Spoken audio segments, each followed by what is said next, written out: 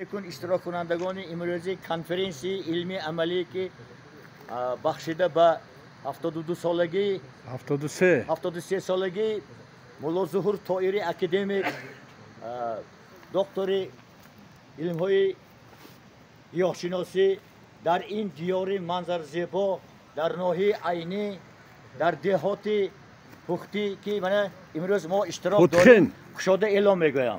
نه خرسگونه تو مهمانان عزیز در امروز کنفرانس علمی عملی از همه ساحه ها اشتراک دارند. علل خصوص عجیبش بسیار خوبیش که از همسایه مهربان ما همزبان ما فارسی زبان از ایران 3 نفر نمایندگانی که خدمت شایسته کردن برای وطن خلق خود ایران اشتراک دارند.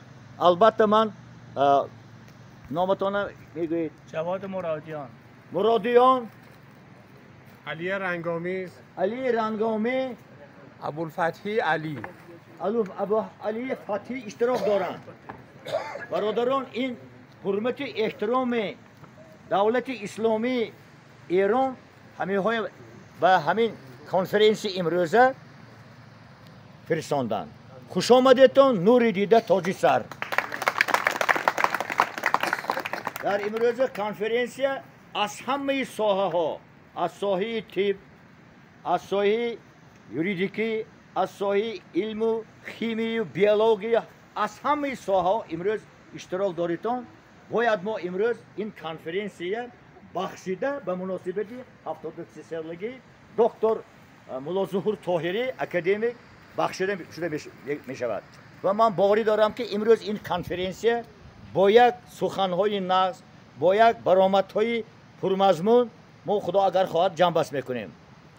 جناب عالی اساسگزار صلح و وحدت پیشوای ملت پرزیدنت عزیز ما امام علی رحمان چی میگویند؟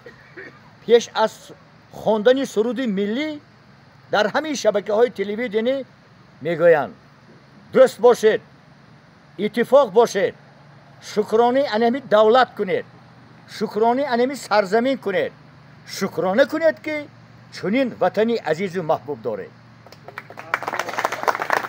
انا همین سخنهایی که جناب عالی میگویند اگر ما اتفاق نمی بودیم 15 جمهوری 15 ریسپوبلیکا ما از بالای فاشیست گیتلری غلبه نمی کردیم. این از حساب دوستی و از حساب اتفاقی که ما من 9 می به 80 سالگی غلبه در همه دنیا ما جشن میگیریم که بسیار دولت ها با ولادیمیر پوتین پرزیدنت روسیه زنگ زده گفتن که ما حتما اشتراک میکنیم.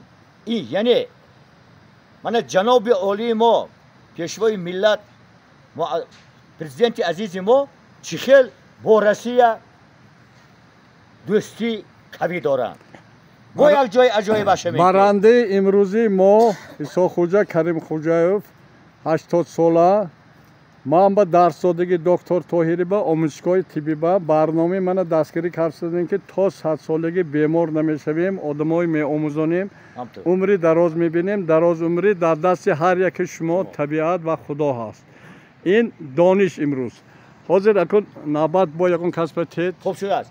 من باز یک چیزی گفتنم در کار که همین بزرگی جناب عالی که ریسپوبلیکی ازبکستان کدی ریسپوبلیکی قرقیزستان با هم دوست کردن که باز این یک موفقیت کلان. من باوری دارم که امروز در برآمدهای خود من سخنهای کارهای کرده شده کارهای اجرا شدگی میگویند. اگه من شاگرد خودم تعریف نمی کنم نه که گپ در حقیقتش میگویم که وقتهایی که سالهای 68 70 در آموزشگاه طبی به نام اکادمیک ایوان پتروویچ پاولو میخوندن من این آدم نظرم گفتگی بود. همون جنده مولا ظهور یک انسانی خوشطبع انسانی آدم دوست مهنت دوست من بینید که یک فرزند تاجیک از یک دهات به دنیا مشهور شده رفت از جهتی دانش و از جهتی مهنت و از جهتی معالجه کردن بیماران و از جهتی گیاهشناسی. اینو اکادمیک یک چند دولت ها دکتر علم این بیام یک خدا پروردگار نظر کردگی. من حاضر سخنه و موسی خان موسی خان داده می شود. مرحمت موسی خان یک برآمد کنید یک